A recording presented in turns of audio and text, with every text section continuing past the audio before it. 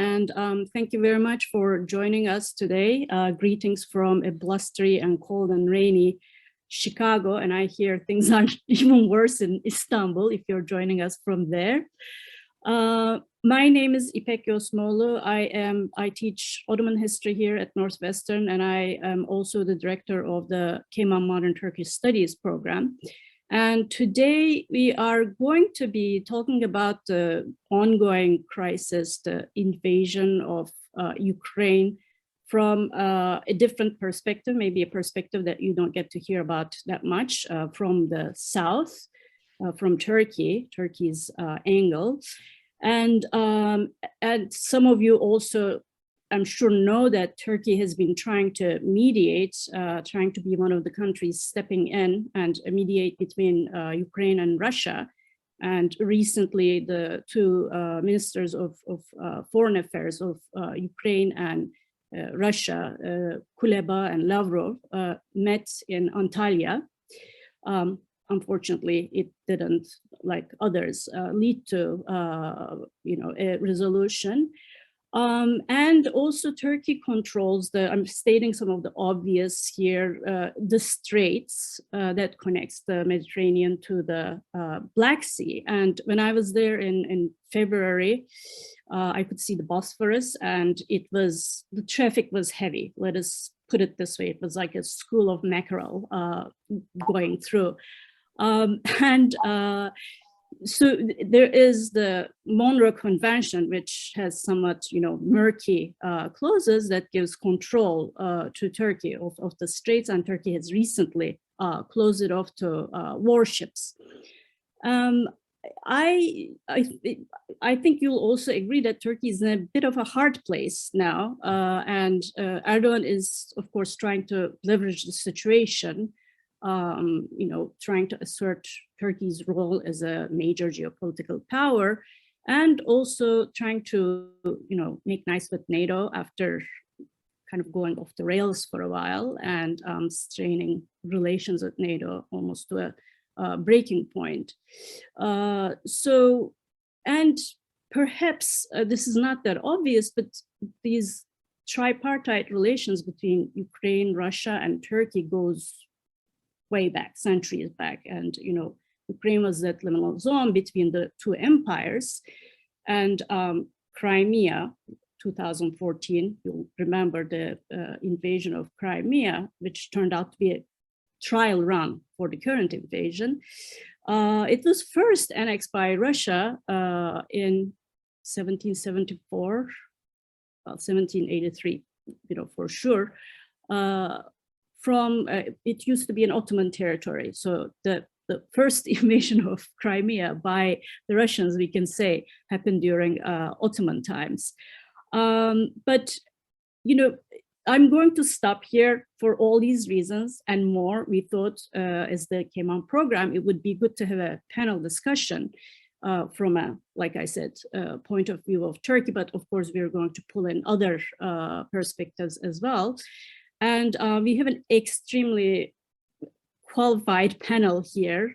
We couldn't have found more qualified people to talk about these issues. But before I go on to introduce them to you, I should note that one of our panelists, Sinem Adar, unfortunately, she's sick, so she will not be able to join us today. And currently, we have a different moderator, Jordan Gansmors was supposed to be our moderator, as you know, but he also got sick. I was thinking this doesn't, bode well, but thankfully, Ambassador Kelly stepped in to be the moderator for the event. And let me begin by introducing him. Ian Kelly, Ambassador Kelly, is now resident at Northwestern. He's our resident ambassador. And he used to be, I should say, he's retired now, a senior member of the American-US Diplomatic Corps. And most recently, he was ambassador to Georgia between 2015 and 2018, another country that's quite actually relevant, perhaps, to the discussion today. Before that, he served as ambassador to the Organization for Security and Cooperation in Europe from 2010 to 2013. And he is an alum. He has an MA from Northwestern and a PhD in Slavic languages and literature from Columbia University. And I don't know that many ambassadors. I know only 3 US ambassadors, and 2 of them have literature PhDs. So if you think, humanities will not get you far in life, I would say think again. Okay, let me stop there and introduce our first panelist, Dr. Dimitar Bechev. And Dimitar Bechev is currently a visiting scholar at Carnegie Europe. He focuses on Central, Eastern, and Southeastern Europe. At the same time, he teaches at Oxford University's School of Global and Area Studies, and he also happens to be a DPhil from Oxford. His previous positions include head of the Sofia office of the European Council on Foreign Relations. And in addition to his academic publications, he's very prolific. He's a frequent contributor to Foreign Policy, Al Jazeera, Politico Europe, and Radio Free Europe. There's a long list. He's the author of Rival Power, Russia in Southeast Europe, Yale 2017, Historical Dictionary of Macedonia, which was published in 2019. And he's the co-editor of Russia Rising, Putin's Foreign Policy in the Middle East and North Africa. But most recently, just fresh off the press, is his latest monograph. It's titled Turkey Under Erdogan. And this book actually will be the topic of another event, so stay tuned for that. We'll announce the details later. Our second panelist, Şener Aktürk, is an associate professor at Koç University's Department of International Relations. He's a scholar of comparative politics with a focus on ethnicity, religion, and nationalism. And I should also note that he's not a stranger to our neighborhood because he has an MA and BA from University of Chicago, but he moved on to warmer climes after that and completed his PhD in political science at the University of California, Berkeley. He was previously a postdoctoral fellow at the Davis Center for Russian and Eurasian Studies and a visiting lecturer at the Department of Government at Harvard University. Şener Aktürk also has a really long list of publications, so I'll just, in addition to scholarly publications, he writes in more public and non-scholarly and, let's say, popular venues. But I will here mention his first book, which is a very important monograph, titled Regimes of Ethnicity and Nationhood in Germany, Russia, and Turkey. This was published in 2012, and it received the 2013 Joseph Rothschild Book Prize from the Association for the Study of Nationalities, the main organization of scholars who work on ethnicity and nationalism. So without further ado, I'm going to leave the ground to our panelists, to Ambassador Kelly first, and then we'll move on from there. But before I do that, let me also note that you can send us questions in the chat. I'll, at the end, collate those questions and then present them to our panelists. Thank you.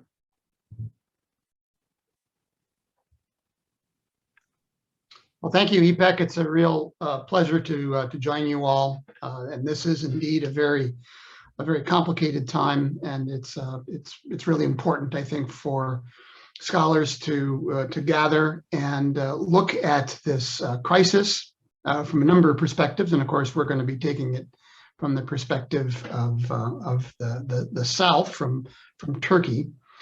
So I served in both Moscow and Ankara in my diplomatic career, and I think of all my posts, I found those two posts the most interesting in terms of, again, perspective.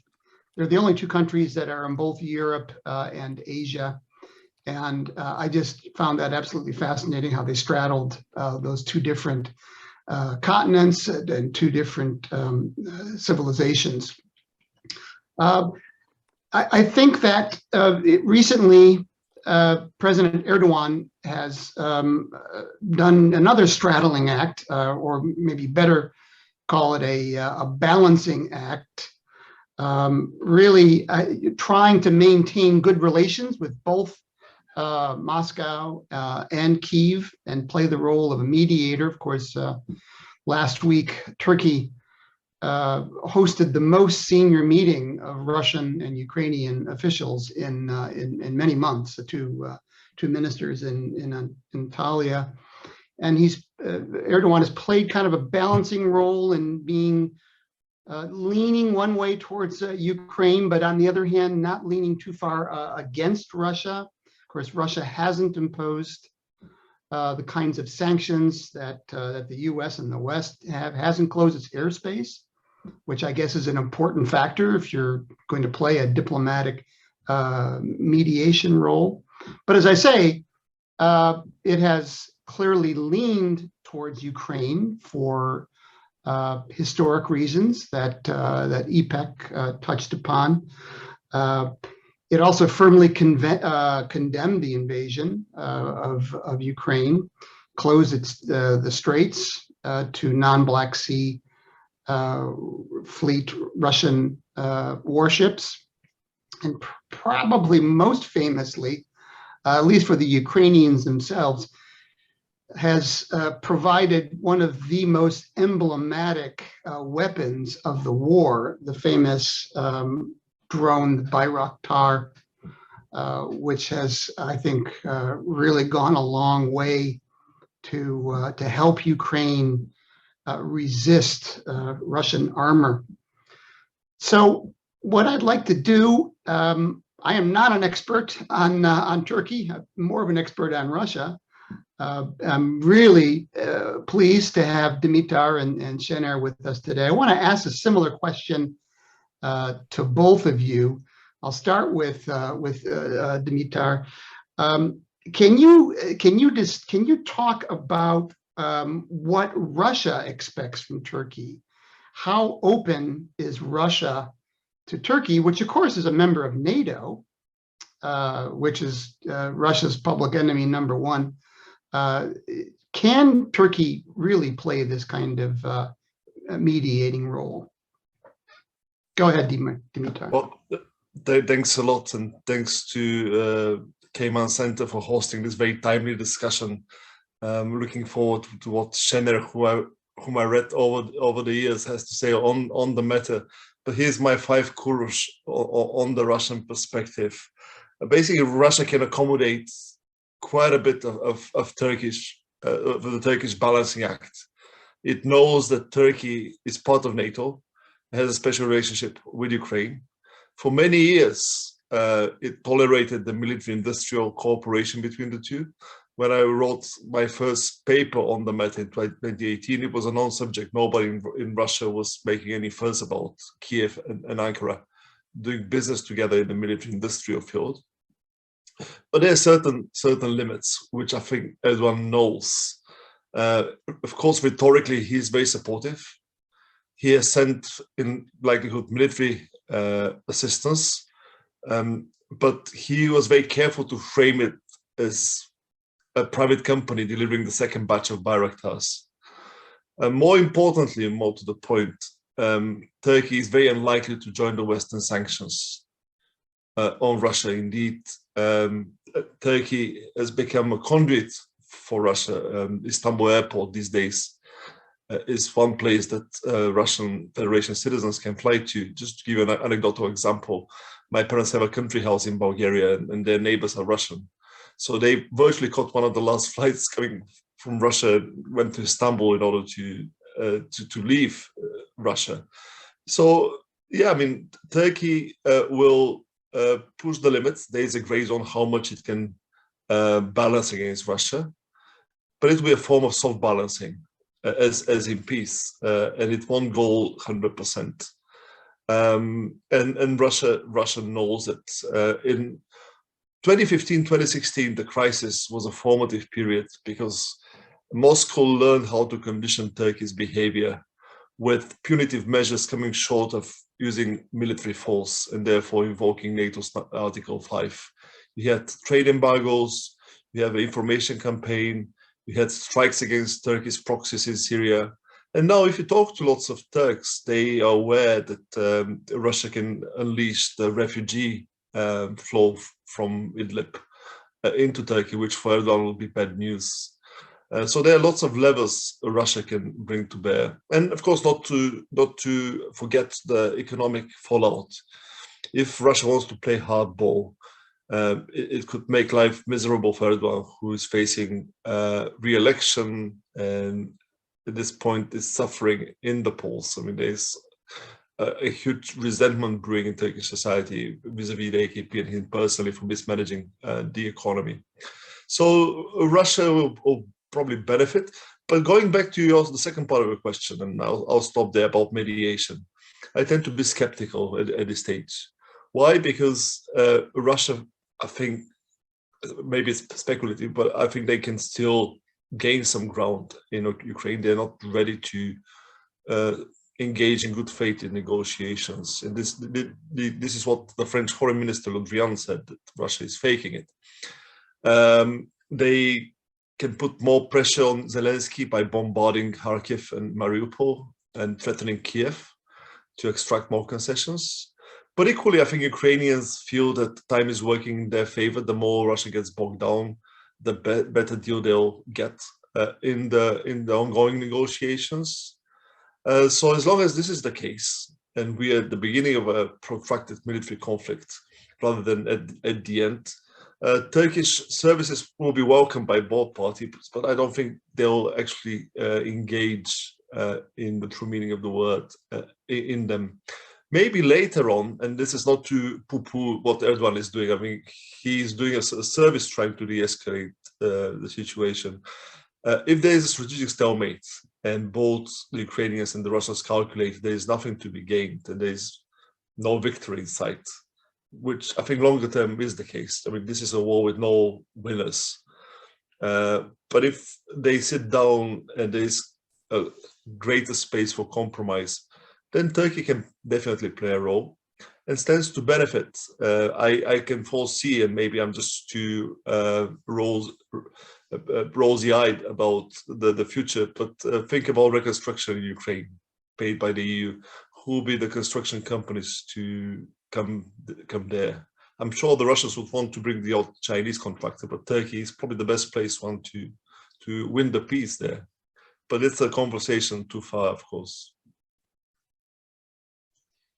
Well, thanks, Dimitar. I think you're absolutely right that there's a good chance that Turkish construction companies will play a role. I remember in 1992, I was one of the diplomats who helped set up the embassies in Central Asia, and the overwhelming majority of the contractors for construction in Central Asia at that time were Turkish.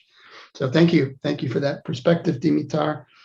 Şener, a similar question to you, but more obviously from the Turkish perspective. How important to the Turkish body politic and to the Turkish public in general in terms of support is Ukraine? And is there a balancing act in their own mind when you talk about the political elite and among the Turkish public opinion between supporting one over the other? Yes, great question. I also thank Northwestern University, Buffett Institute, and the Cayman Center for hosting this event. Turkey is not equidistant between Ukraine and Russia. It clearly leans towards Ukraine in terms of support, both diplomatically and otherwise in this conflict. But there is an interesting, actually, paradox in many senses. Actually, Turkey is more willing and has been concretely supporting Ukraine militarily, but more hesitant to confront Russia economically. This is kind of the reversal of the European especially Western European attitude, where some Western European countries selectively have sanctions here and there, but they are extremely averse to committing any troops or military support, even equipment, until the very end. And this is an interesting, I think, difference, and a very consequential one. Yesterday, the Ukrainian foreign minister met with his Turkish counterpart, and it was reported also in many venues that Ukraine wants security guarantees from Turkey as part of any Russia peace deal. I saw it in Reuters and many other agencies yesterday. And this makes sense also in this because the previous conversations all had a deja vu effect for me, because we had these conversations in the previous 7 years over Syria. Turkey has been fighting Russian proxies, and in some instances, however veiled, directly Russian military in Syria. Almost exactly 2 years ago, in February 2020, 34 Turkish soldiers were killed in Idlib in an airstrike, for example. That was the highest escalation in many years. And what ensued were the biggest Free Syrian Army, Syrian National Army, and Turkish military operation against Assad regime and other pro-Iranian, pro-Russian proxies in Syria. So despite the fact that this has been going on since September 2015, September 2015 is when the Russian military went in a big way into Syria. For the last 7 years, Turkey and the Syrian National Army, previously known as Free Syrian Army, has been fighting a proxy war across Syria, and yet this did not fundamentally disrupt the economic relations. A similar pattern we have seen in Karabakh. You know, clearly Turkish Azerbaijani versus Russian Armenian sides in many ways have fought a proxy war. And again, Russia and Turkey, Turkish military and Russian military have been involved in post-conflict maintenance of a new status quo. And negotiations are ongoing, perhaps in Antalya Diplomacy Forum, which I also attended last weekend. There wasn't a breakthrough between Kuleba and Lavrov, but there have been breakthroughs in Turkish-Armenian negotiations, probably closest that they have been in many, many years. And similarly with Turkish-Israeli normalization process and Turkish-Greek normalization process with Mitsotakis's conversations and contact with his Turkish counterparts. So in many ways, Turkey had experience, not only in Syria and Azerbaijan, by the way, but even in Libya, at the same time fighting against pro-Russian proxies, and yet not severing its economic and diplomatic ties. One major motivation, of course, is the fact that, I mean, Turkey does import grain and natural gas. Some of the previous years, Turkey was the #1 importer of Russian grain, and also Ukrainian grain, but especially Russian grain, and natural gas for sure. And German and Russian tourists are #1 and #2 in terms of the tourists who visit Turkey on an annual basis. So there are many reasons for mediation, but strategically speaking, there is no doubt that Ukraine is and has always been a natural ally of Turkey.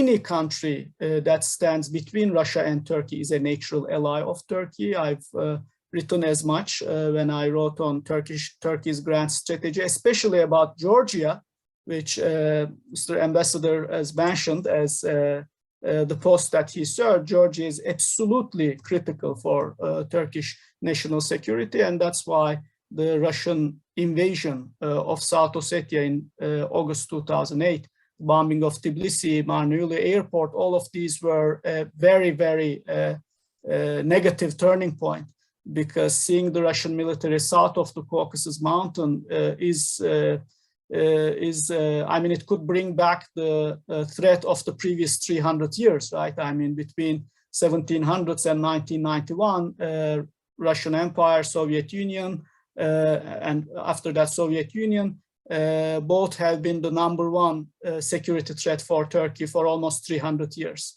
So it's just the disintegration of the Soviet Union and the emergence of Georgia and Ukraine, but especially Georgia, as kind of buffer states, very friendly, pro-Turkish, pro-American, pro-Western buffer states emerging. This is what, in a paradoxical way, enabled really high levels of Turkish-Russian cooperation. The fact that Turkey no longer fears immediate Russian occupation, immediate Russian invasion, is what enabled Turkey to pursue really high levels of economic and technical cooperation, including the building of Turkey's first civilian nuclear power plant in Akkuyu, which was unimaginable earlier.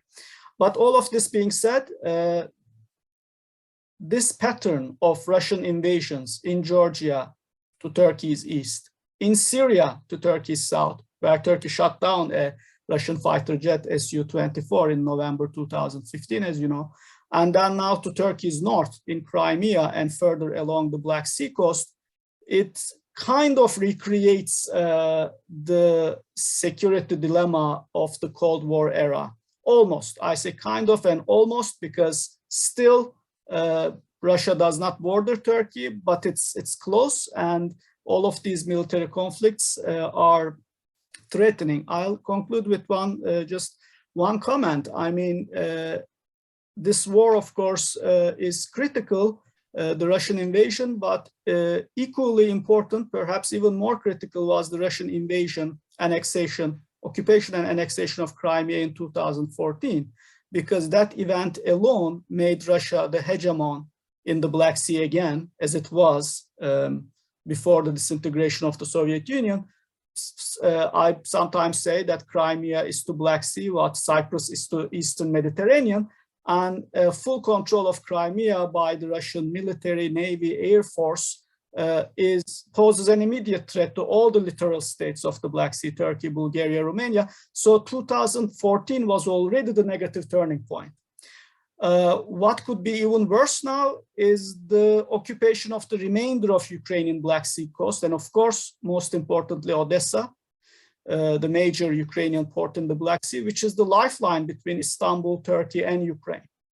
Right? If Russia occupies the Black Sea coast and basically seeks to create a landlocked, rump Ukrainian state in Lviv, Ternopil, next to Slovakia and Belarus, that's going to be more or less the end of vibrant relations with Ukraine due to geographical reasons. So this is very concerning. And one final note, because you mentioned the Russian refugees who are political refugees, mostly fleeing.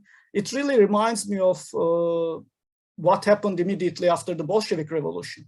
Right? Hundreds of thousands of people fled the Bolshevik Revolution through Istanbul and Berlin to Western Europe and North America.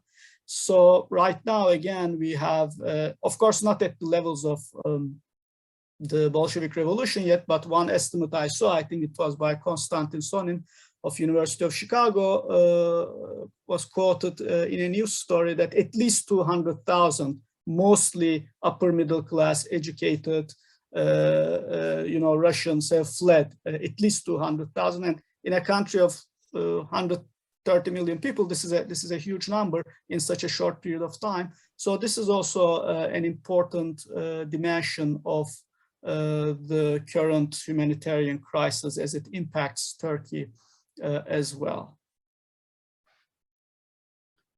Okay, well, thank you, Şener. Thank you to Dimitar as well. İpek, should we start gathering questions in the chat? Sure. Okay.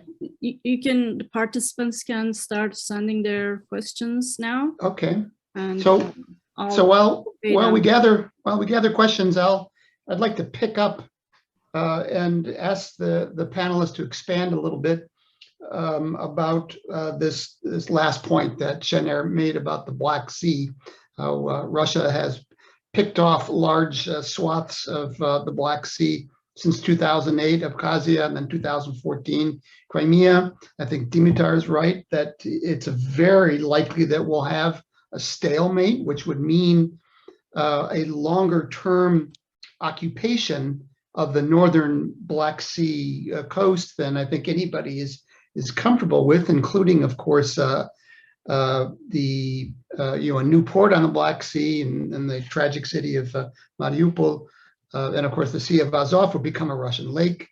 I wonder if you both could address this issue a little more broadly in terms of, let's maybe talk about the Black Sea NATO members and what sort of concerns they have, what sort of demands will they make of NATO.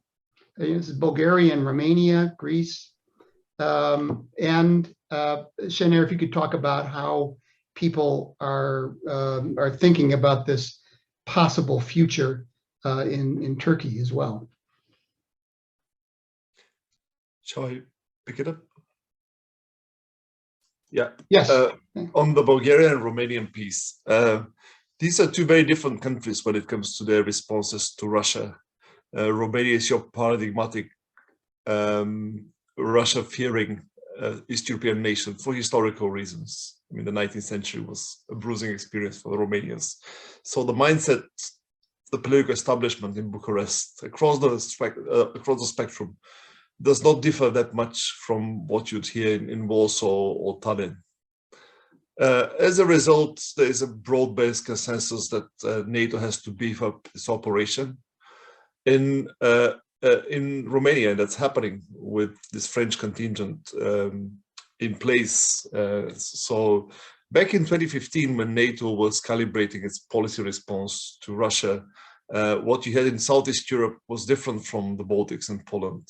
We are talking about tailored forward presence. In other words, there's a land-based brigade, but it's a virtual operation. They're just the commanding units, rather than putting boots on the ground, even on rotational basis, as is the case in Poland and the Baltics. Now in Romania, we're getting the full Monty with the Romanians present, with the French present. Actually, there's an interesting twist there because Turkey, from the very start, contributed, or at least committed some forces to this land-based part of NATO containment. Even at the best of times, when relations between Putin and Erdogan were thriving, we're talking about 2017 to 2020, Turkey remained committed to NATO's containment strategy in the Black Sea. Had it not been for France sending the core element, it would have been unlikely that Turkey would have contributed troops to this new operation in Romania. But it's because of the sort of strained relationship between Ankara and Paris. We are not seeing Turkish troops in Romania. But other than that, Turkey is part of this exercise. And of course, we shouldn't forget that both Romania and Bulgaria have US forces, including parts of the anti-missile operation that Romania is hosting. But that's a separate discussion. Now, Bulgaria's attitude to Russia, funnily enough, is very reminiscent of what you have in Turkey. In other words, you don't want to sort of confront Russia because you feel vulnerable. As any government in Bulgaria, there's a substantive chunk of sympathy towards Russia, which, by the way, now has gone down from, say, 60% positive attitude to 30%, which is still significant, but there is an opinion shift. So Bulgaria would go along with NATO's policy, but won't subscribe to 100% of what NATO wants from it. The Secretary of Defense, Lloyd Austin, is today in Sofia. And one of the asks, obviously, is to transfer weapons to Ukraine, the S-300 surface-to-air missiles. The Slovaks already took the decision to send theirs. In Sofia, it's a more touchy and difficult conversation. I think that Sofia might end up sending the weapons, but will do it in the maximum secrecy. There won't be much discussion because you always run the risk of domestic repercussions. And by the way, another sidebar, today Sofia expelled 10 Russian diplomats for spying. And Bulgaria has seen in the past attacks reminiscent of Salisbury with poison and all kinds of Russian active measures. So it's more circumspect. It goes along with NATO, but it tries to do it in a much more low-key manner, and tries to keep relations with Russia going, especially in the sphere of the economy, because energy remains an important connecting point. But what Şener said about Crimea, it's difficult to overstate. It's an important piece of real estate in the middle of the sea. If you just do the maths and look at the physical distance from there to any given point on the littoral, then it becomes clear why. But also Russia was able to build up its military capabilities in Crimea. Anything from coastal artillery defenses to strategic bombers to missiles to submarines and all kinds of ships. The operation in Syria, the naval piece of the operation, works from Crimea. In fact, what Turkey did closing the straits doesn't affect the military balance in the Black Sea, the naval balance for sure.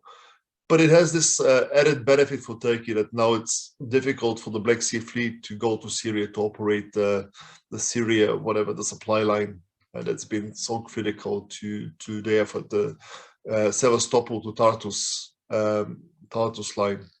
So Crimea was a real game changer, absolutely.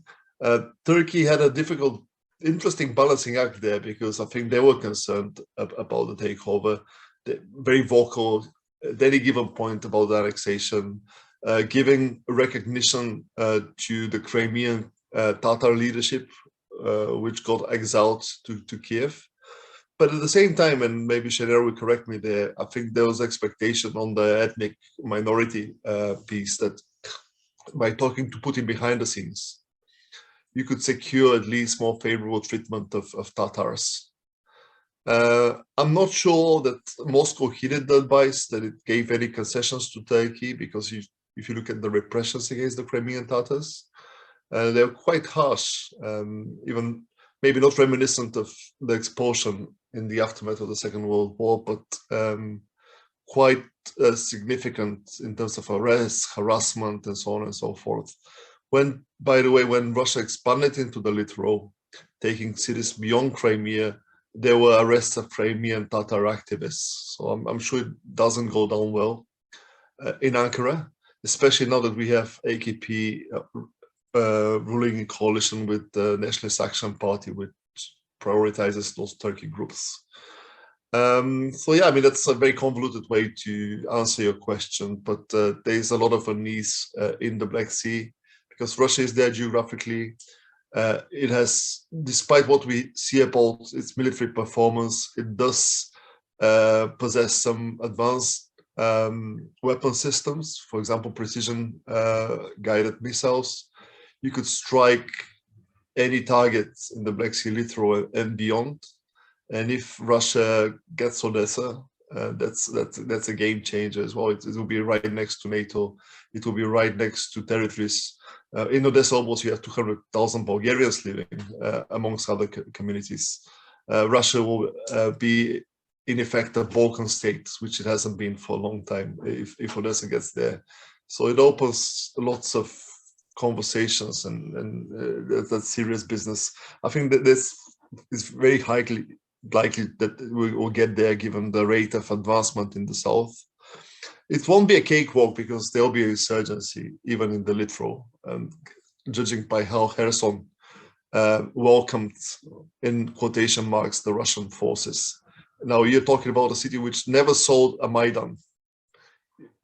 These are communities traditionally very friendly to Moscow, but lo and behold, Ukrainian nation building is working, and the occupation doesn't make it any better. So the Russian hold on the littoral will be questioned. There will be instability, and that will create tensions in the Black Sea for many years to come, I think. That's a very interesting point, of course, that the further that Russia advances west on that Black Sea coast, the more they become a Balkan state. And of course, Russia has played a very destabilizing role in the Western Balkans, in Bosnia and other former Soviet states. So that's just an interesting change to keep one's eye on. Şener, I wonder, again, the chat is open for y'all's. Sorry to use the New Orleansism there, but it is open for any of you to ask a question of the panelists. But Şener, I wonder if I could ask you about a question related to the upcoming NATO summit. I think, and everybody will have their eyes on that next week. It's going to be an extraordinary summit, not planned. And here in the US, there's been a lot of debate about what sort of limits the United States should impose on itself in terms of military assistance for Ukraine.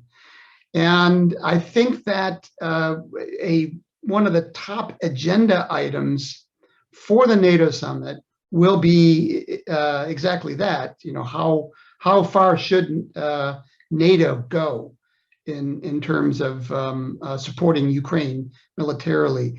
What do you think the Ankara's position will be in this debate next week?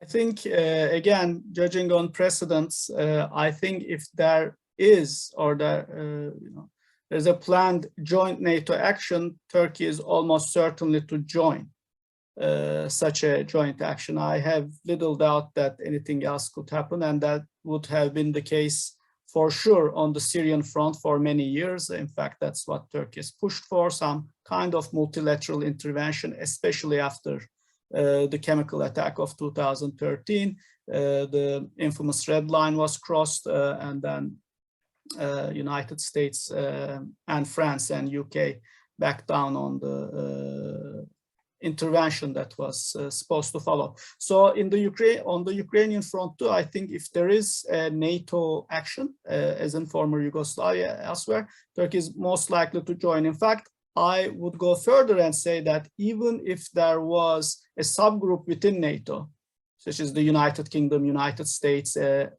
because we do know that France and some other continental European countries are extremely hesitant to commit to military aid or military action, Turkey is likely to join even a subgroup of NATO members. This would be my guess. But I don't think it will happen. I don't think NATO will risk an escalation. This is obviously not what I normatively think what should happen. This is my prediction of what will happen. Probably no deterrent military action will take place. Even no-fly zone is ruled out, right, by many actors. But I'd like to also address your previous question about how the Russian threat is perceived across the Turkish population, because it's, as Dimitar mentioned, it's quite variable. On the one hand, this is a geopolitical competition between United States and Russia, and there is quite anti-American sentiment as well. So people might, and they do, point out to, Western hypocrisy in the treatment of previous wars against Syria, but also Iraq being cases. But that doesn't necessarily translate into sympathy for Russia. Not at all, in fact, I would say. And beyond the general, there's the historical precedent. I mean, Moscow has a negative connotation. I mean, across Anatolia, Black Sea coast, Eastern Anatolia, but even more recently for very concentrated diaspora populations, we've pointed out Crimean Tatars. Turkey has more Crimean Tatars than any other country in the world. Around 1 million people claim Crimean Tatar descent. Turkey has more Circassian, and by Circassian, of course, in the Turkish everyday speech, what is meant is Kabardins and Balkars and Adige, Karachay, Cherkess, pretty much almost all the North Caucasian peoples, including Chechens, and that's, Chechen resistance exists and has existed and had support in Turkey, much less now, much more subdued now, of course, after the Second Chechen War and the full-scale occupation of Chechnya during the very first year of Putin's presidency. In fact, that's what catapulted Putin to the presidency, the reoccupation of Chechnya. But for such concentrated audiences, which are very numerous, Russia is and has always been a #1 threat. This renewed occupation and its international visibility really reinvigorated these groups as well. So we see, we've always had Crimean Tatar or Circassian demonstrations and public outreach, but more so now than before for understandable reasons. Let's not forget that Crimean Tatars are one of the only 3 ethnic groups that were not forgiven, even by Khrushchev, after Stalin's deportation. All the other ethnic groups were forgiven. Only Volga Germans, Crimean Tatars, and the Meshketians, also known as Meshketian Turks, the Ahiskalı, were not allowed to go back to their original homelands, even after Stalin under Khrushchev, and they've struggled for 50, 60 years to just do that. And just around the time that they were, moderately successful in resettling in Crimea, the occupation, reoccupation and annexation happened. So for some audiences, it's a more immediate and always this, prominent threat. For some others, not so much. A lot has been made of course, very tiny pro-Russian groups, and I've written on them as well many years ago. Fourth Style of Politics, Eurasianism as a pro-Russian rethinking of Turkey's geopolitical identity, which I also shared. These, intellectuals, usually elites, thought Russia could be, Turkey's #1 ally, as opposed to the Western alliance or some other pan-Turkic or pan-Islamist visions. This is completely new, and I think the reason it emerged after, in the last 2 decades or so, is precisely because of the disintegration of the Soviet Union. Russia is no longer the #1 threat, but these recent developments, annexation of Crimea and now the Ukrainian war, and before that the occupation of Syria, are basically, I don't want to say the nail in the coffin, but it's close to there. So this kind of Turkish, Russian, rapprochement, let alone alliance talk is going to decline even further.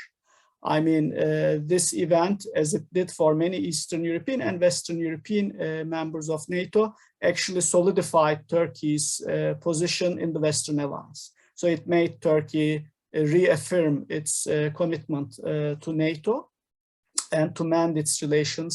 Well, it's starting to motivate Turkey to mend its relations with other members of the Western alliance. I'd like to also mention, I receive actually questions in the chat, but they cannot submit them through the main chat. So I just want to check that the chat box is open to all the audience members to submit questions. I could read a question from the chat box. Yeah, go ahead. That first question is to you, Şener. Yes. So one question I received from Professor Ronald Suni is the following, and I quote, "In one sense, this war is sadly a proxy war between a global hegemon, the United States, and an aspirational regional hegemon, Russia. Does Turkey also have regional hegemonic ambitions that might bring it into fiercer conflict with Russia in the South Caucasus or Syria?" So my answer is the following. Yes to the second question. Yes to the second part of the second question, in the sense that Russian interventions in the South Caucasus, especially Syria, but also in Ukraine, do bring Turkey into proxy conflicts with Russia. That's for sure. But I'd still submit that Turkey is a status quo power, in the sense that the reason the Turkish military and politics is reacting to the situation in Syria or in Ukraine now is because the status quo, which was quite favorable to all the Black Sea states, maybe except for Russia, is being disrupted by the Russian invasion, right? So, for example, on the Syrian battlefield, Turkish military was the last major one to intervene. So it was, the Iranians, and then the Russians, United States, even French special operation forces, and then Turkish military came in support of the Free Syrian Army. In the South Caucasus, and that's a much more recent one, of course, it's also a very recent intervention. In Libya, I mean, Haftar already had the support of Russia, Egypt, United Arab Emirates, and more or less France, and the Turkish military aid and officers and support went in to back the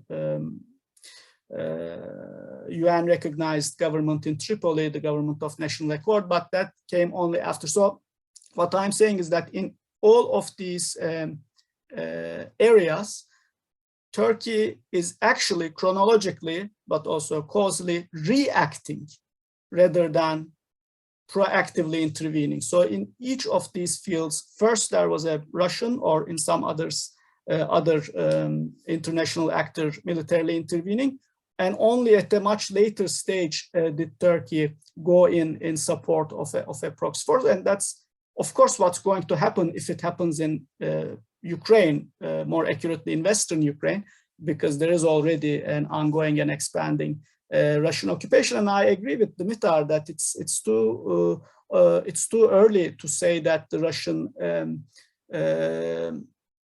invasion failed, for example. I would never say that.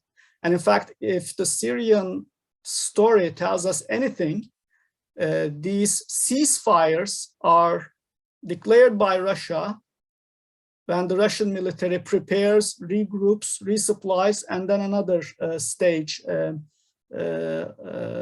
the occupation begins. I mean, that's how from Aleppo to Deraa, all the opposition strongholds fell one by one. There were always ceasefires that Russia then violated and pushed further and further. So I would not be at all surprised if that's what the Russian military does, again, piecemeal, occupying Kherson now and, push towards Odessa next and Zaporizhzhia and so on and so forth. So that would be my, perhaps not so short answer, but that would be my answer. No, thank you. Thank you, Şener. Mohammed also has a question, and I think that it ties in some ways to the previous question from Professor Sunni. Before I ask that question, I just want to point out something interesting about some perhaps impacts of these massive sanctions on the Russian economy, on the areas of the South Caucasus that Russia supports financially and militarily. There was a visit of a deputy minister of finance from Moscow to South Ossetia, and the message he was delivering was that the subsidies to both Abkhazia and South Ossetia were going to be greatly reduced. And I think most people drew the conclusion that this was because of the effect of the bank freezes and other financial blocks that Russia is suffering under. Then there were reports too that military units were being transferred from South Ossetia and even from Armenia itself, Russia's base in Armenia. And I wonder if I could bring Dimitar into this as well, if this could have an impact in the Western Balkans as well, because of course Russia has been interfering there, using resources and disinformation and other levers to try and destabilize and prevent the Euro-Atlantic orientation of Bosnia and other Western Balkan countries. Do you see this as becoming a trend? I mean, assuming that the sanctions are going to be on for a while, Mohammed also asked if Turkey is going to be more involved in conflict resolution in Europe, and also picking up some of the slack in armaments that Russia is normally delivering. How do these sanctions affect the balance of power in Southeast Europe? Well, there's a short and longer way to answer this question, but I'll go for the former. Basically, I'm not really concerned about a major spillover. In other words, the war in Ukraine reigniting Yugoslav wars, for a very simple reason. The likely allies of Russia on the ground are all benefiting from the status quo. President Vučić in Belgrade is the most obvious example. Right now, he's facing re-election on the 3rd of April. And what is the slogan Vučić puts forward? It's peace, stability, Vučić. You have population traumatized by a major war, and sometimes Western commentators making this comparison to 1945 and the Second World War just missed the point that there was a big military conflict in Europe in the 1990s. As a result, there's no appetite for real war, whether on behalf of the population or behalf of the elites. War is fought symbolically through media, through headlines, through propaganda. But these are nations that have exhausted their resources, and they're much less risk-free, risk-heavy options to get all the political benefits of militant nationalism without actually pulling the trigger.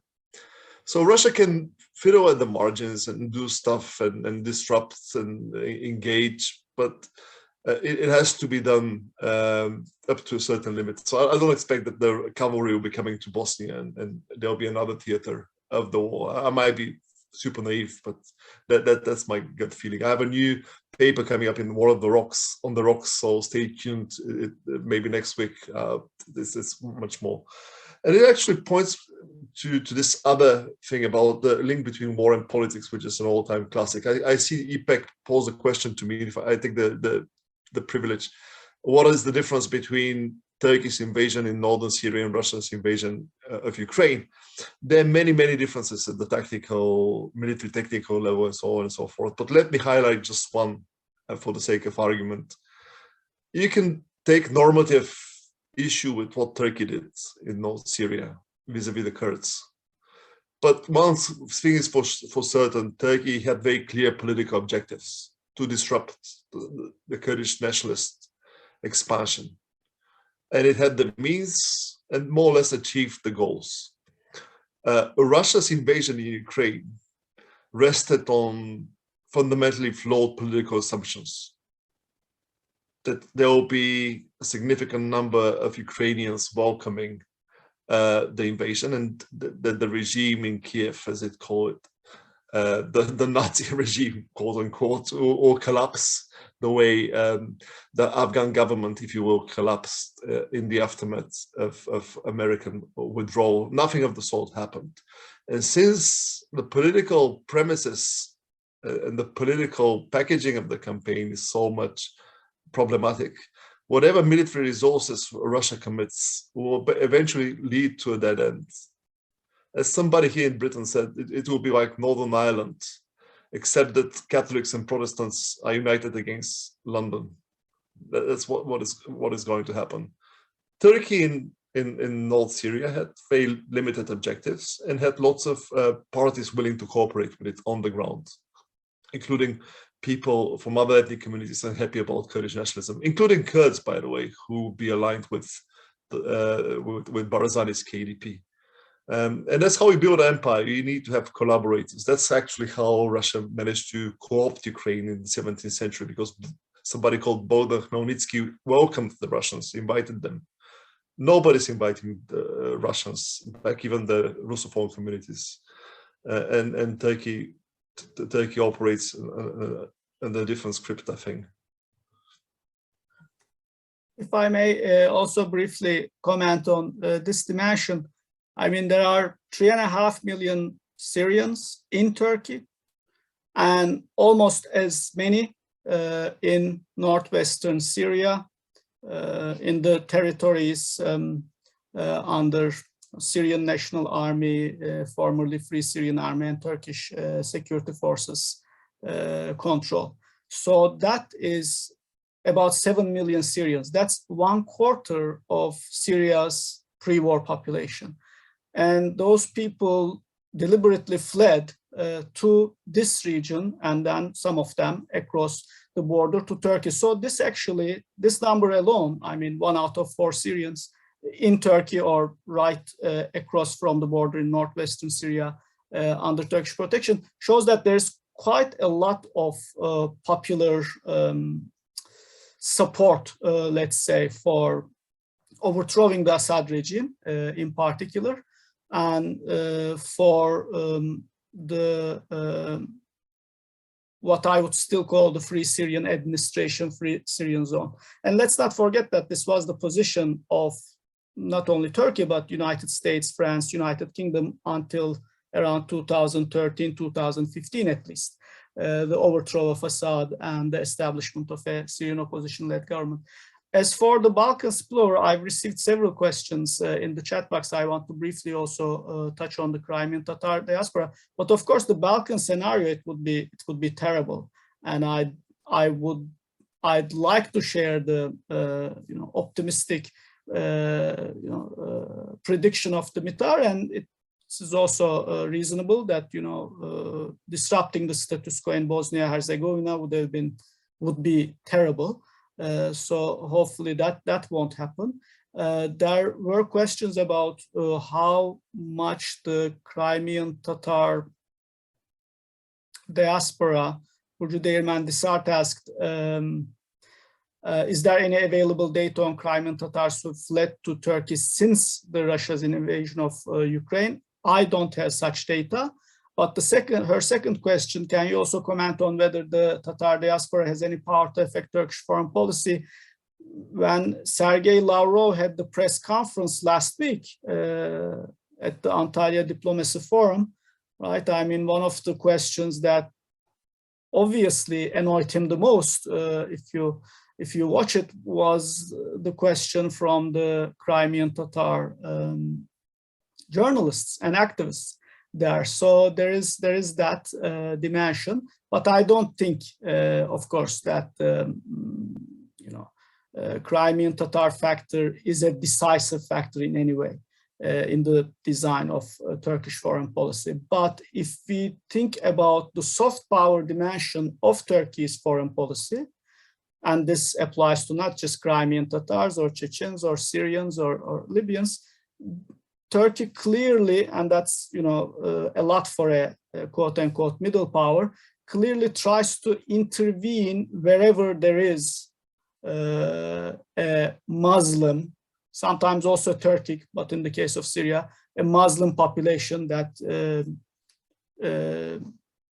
is being persecuted. So I mean, this is an issue with even Turkish-Chinese relations. I mean, during the COVID crisis with the Chinese vaccines, the Uyghur internment was always an issue. How close can Turkey get to China at a time when 1 million Uyghurs are being interned? This is a Muslim community, a Turkic community, and so on and so forth. So it's not a negligible factor, these diasporas, but they are also not decisive.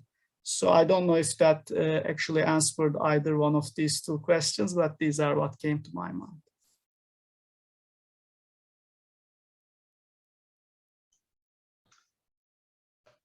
I don't see any other questions in the chat. Ipek, any other questions in the chat? Let me quickly check again, just to make sure that you don't miss any. I don't think so. Okay. Well, I have a question. Okay, go ahead, please. I have one for Dimitar. There's been a lot of talk or conspiracy theories or fears that Russia wants to link up with Transnistria, with the break-off region from Moldova, how concerned are Romanians about this possible scenario of a push, all the way across Ukraine that would link up with Transnistria, and then of course put basically Russia on the doorstep of Romania's friends or partners in Chisinau? Well, the honest answer is that I don't really know. I assume they're very concerned.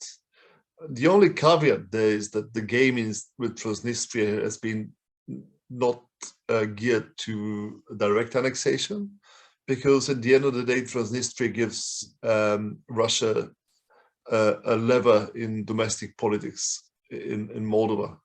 In fact, under Medvedev, with Dmitry Kozak as the mediator or the envoy for Transnistria, they crafted a plan for reintegration, whereby Transnistria would have this autonomy, and it would effectively be a Trojan horse within the constitutional structure of Moldova, preventing it to reorient itself towards the West. You could very well draw a parallel to the Minsk agreements. And by the way, again, Kozak was envoy for Ukraine. Guess what? Because the whole philosophy around Minsk, at least conceptually, was that the Donbass, the People's Republic, will rejoin Ukraine, but will be given substantial autonomy and will be a conduit for Russian political influence within Ukraine, which never happened. And there's a separate conversation why it is the case, who acted in bad faith, and there's been a lot of blame game between Kiev and Moscow about the non-implementation of Minsk. In fact, part of Putin's decision to go for full invasion probably has to do with the realization that Minsk is not going anywhere. So it's all connected. And there's another footnote, again going back to Crimea. Crimea was a shot in the arm for Putin, because at the time that he was seen as on the back foot because of the revolution of dignity in Kiev and the ouster of Yanukovych, he scored an easy victory, very popular with the Russians. It kept him going for a couple of years, certainly until 2018 or so. But on balance, Crimea meant that you had a block of 1 million plus Russian voters, and by Russian I mean ethnic Russian, not Russophone Ukrainians, who, whatever the weather, would support a pro-Kremlin candidate for the presidency or vote parties in the rather, echoing Russia's demands, would be blocking NATO and so on and so forth. So Crimea was a mixed blessing. Yeah, I mean, it made domestically a lot of difference, geopolitically as well, but it was not without a cost in terms of keeping Ukraine on site. Same with annexing the Donbass, and same with Transnistria. You can have Transnistria, and what if Moldova say good riddance? You can have it. And we move to the west. By the way, that's the big story with those places. If you look at Moldova, Ukraine, even Georgia, the rate of Europeanization, measured by how many Ukrainians work in Moscow and how many Ukrainians work in Warsaw, that metric. I mean, if Ukraine is Syria, then Poland is Turkey. I mean, that's where you go to. Trade, business, investment. Time was working against the Russians in the neighborhood. The same is true of Moldova. If you look at trade figures, migration patterns, and also Georgia, which, by the way, trades very heavily with Turkey. So yeah, I don't know. By default, rather than by design, they might end up gobbling up Transnistria, but it won't be necessarily such a political gain in the grand scheme of things. If I may quickly follow up on what I already agree, that I mean, Russia would be losing its leverage as it did by annexing Crimea. It no longer has a veto power within Ukrainian politics, and same might be repeated in other similar examples, Transnistria, Ossetia, Abkhazia, and elsewhere. But it also have major costs for Russian internal domestic politics, I think. This is so first about Russian nation building, right? For a long time, and this is also an area that I'm deeply interested in the post-Soviet period, there was this attempt to create some kind of supra-ethnic territorial Russian identity, Rossian instead of ethnic Ruski, right? We've read and wrote on this. Tishko was a major, scholar and ideologue promoting it. But with the annexation of Crimea based on an ethnic Ruski majority, and now this very revisionist war, again, based on the discourse of a genocide against ethnic Russians in Donbass, are all symptoms of a very ethnic Russian turn in Russian identity politics. And we don't yet know what the repercussions will be for the 18–20% of Russian Federation's population, 21 titular ethnic republics that are non-Russian, non-Ruski, right? How do the Dagestanis, Kabardin and Balkar, Tatar and Bashkir, Mordvin and Komi, what do they think about their country being engaged in this revisionist war for ethnic Russians living abroad at the cost of being completely isolated from the international community and tightening sanctions that have already harmed Russian economy in the previous 8 years.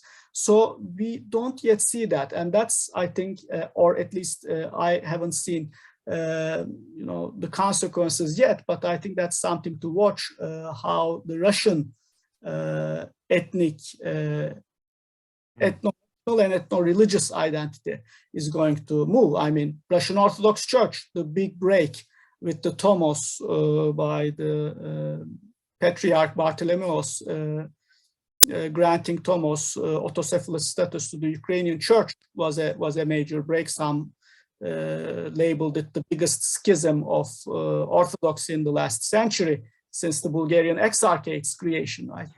The Ukrainian church independence. So major transformations in flux. And one other issue that we haven't mentioned, since we very much focused on Ukraine, Russia, Turkey triangle, is the highest level consequences of all of this, which will affect Turkey, Ukraine, Russia, and all the countries around the world. And that's the grand strategic level, the American-Chinese competition. For a very long time, at least since Obama's reset with Russia, but similar attempts were done under Trump and, even going back to George W. Bush, there was this vision that somehow Russia could be lured or recruited to the Western alliance to surround and contain China. And of course, some Zapadniki, some Westernizers in Russia may have also sympathized with this, but so did Putin. Our common home is Europe, one front against first Islamic fundamentalism, then against China.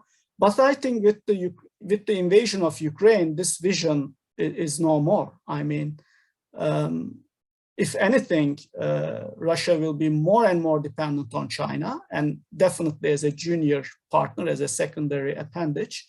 And this kind of idea of having a common front between Western, Russia and the West together against China, this is even more unlikely than it ever was. And this is going to affect, I mean, how Turkey, Ukraine, France, Germany, India, how they relate to United States versus China and Russia. I think that's, we still have yet to see what the repercussions there are. And if I may, there is a historical echo here, of course, because the person who negotiated this Treaty of San Stefano when the Russian forces were in front of Istanbul was the ambassador to the port, Count Nicholas Ignatieff. Now, Ignatieff also happens to be the person who negotiated the Treaty of Beijing in 1860 when Russia annexed a good chunk of the Pacific coast. These are lands belonging to the Manchus that they some Chinese nationalists consider the lost homeland. So, I mean, history doesn't repeat itself, but it does rhyme, and they're interesting connections. That's just an anecdote to chip in. I love being on a panel with historians. Gets a great. Well, there's Michael Ignatieff, the grandson who happened to be the leader of the Liberals. He's one of the great writers. One of the great writers of history. Exactly. Yeah. Well, I see that there's another question from Professor Suni. First of all, congratulates you for being a great panel. I totally agree with that. Very informative. But he would like the two of you to connect Turkey's current internal problems, economy, the Kurdish question, refugees, with its foreign policy and foreign policy imperatives.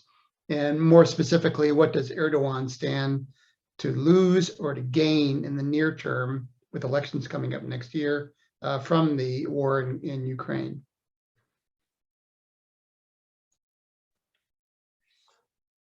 Well, it's a bit like selling coals to Newcastle, because Şener is there in Istanbul. So pontificating from afar about Turkish society is a bit pretentious, but again, my 5 cent worth.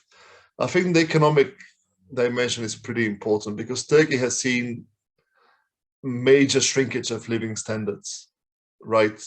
I mean, the lira lost 50% of its value over the past year, and this is what the average person in Turkey cares about. I mean, geopolitics might be a pursuit for the chattering classes. You go to a barber shop, you discuss grand politics, but your day-to-day is affected by your energy bill and by the amount of money you pay for your food.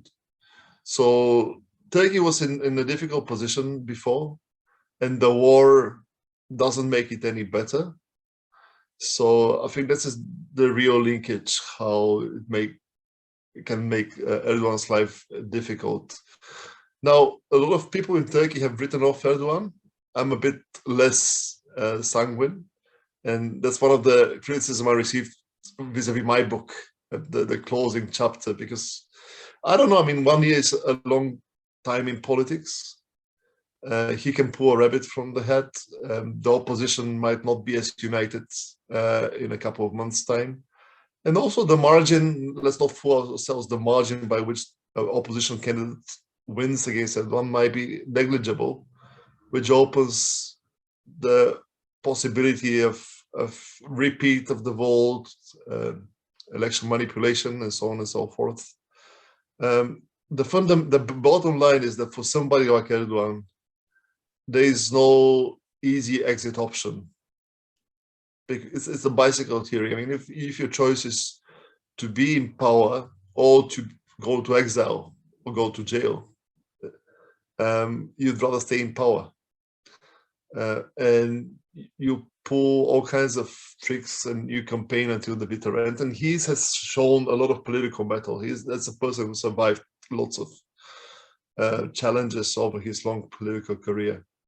So I don't know how it will play out, but I'm sure that in his mind, I mean, there's this element of let's try to benefit from the war and push for Turkish geopolitical status, be the peacemaker, use the opportunity, but also there's this other motivation. Let's limit the damage it will do to Turkey as a country, but also to my political prospects for a re-election. I think in terms of the economic downturn, this is an important motivation for Turkey to mediate between Ukraine and Russia and not wanting to sever its economic ties, precisely because of, you know, the depreciation of the lira and all the other, economic benefits that Turkey reaps from good relations with Russia. But I mean, in terms of foreign policy, I think many of these choices that Turkish policymakers do are structural.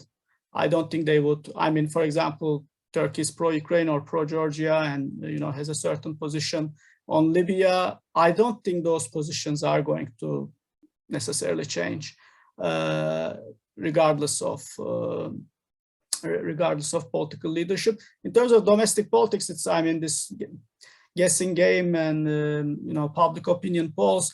I think what many, again, I'm definitely not a pollster, but I think what is always missing is whether there is, whether the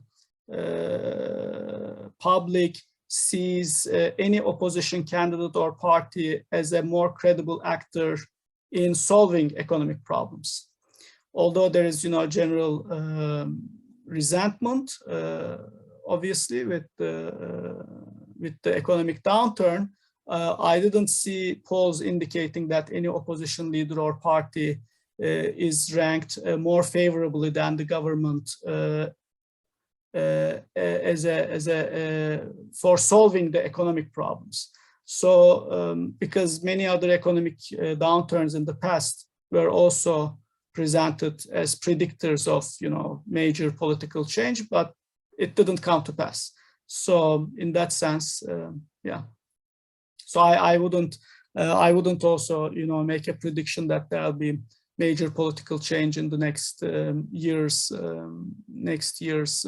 I mean, of course, as with all the polls we follow, I would also concur that probably the government party's share of the parliament and vote would decline, but that doesn't necessarily mean there will be change in the presidential elections, which is, you know, which has different dynamics than parliamentary elections. And it certainly doesn't mean that the foreign policy positions will necessarily change, because, as I said, many of Turkey's positions when it comes to Ukraine or Georgia or Libya are across party lines, not Syria. And for that, we would probably need an entire panel. The positions, political party positions on Syria differ a lot. I mean, the main opposition leader has clearly said that he wants to not with Assad regime. He even, you know, said that all Syrian refugees will go back in 2 years to Syria. So there are major differences in terms of political parties' positions on Syria policy, but I don't think there are major differences when it comes to Turkey's policy vis-a-vis Ukraine or Azerbaijan, Armenia, or Libya, for that matter. Okay, well, thank you. We have a couple of minutes left. I wonder if I could ask both of you a very short question. And this is more, I'm putting on my my Russia scholar or ex-Russia or ex-diplomat dealing with Russia hat. Will Vladimir Putin still be president of Russia in 1 year?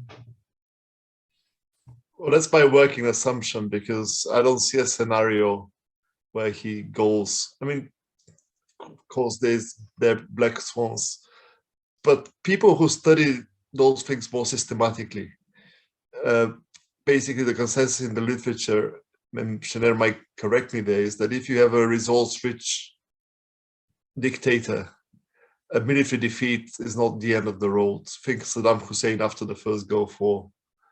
And a defeat might not be the likely outcome. I think the likeliest outcome is a stalemate of some sort, maybe a frozen conflict. So he can present back to his electorate, or his constituents. I mean, electorate is the wrong word to use, that Russia has gotten the upper hand in this situation. So yeah, we might be seeing more of him, unfortunately.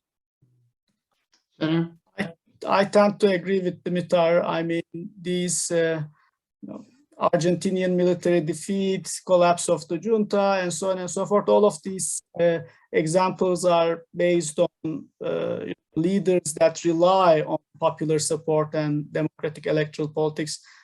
I mean, Vladimir Putin is the embodiment of the deep state. I mean, he's an KGB, FSB apparatchik who was parachuted to power. He's not there because of his popular appeal, and I don't think he would be removed because of necessarily popular content. That being said, I think it was a wise thing to especially sanction the oligarchs in the West to pressure the decision makers in Kremlin, rather than sanctioning, I mean, the entire country and its population, specifically targeting the oligarchs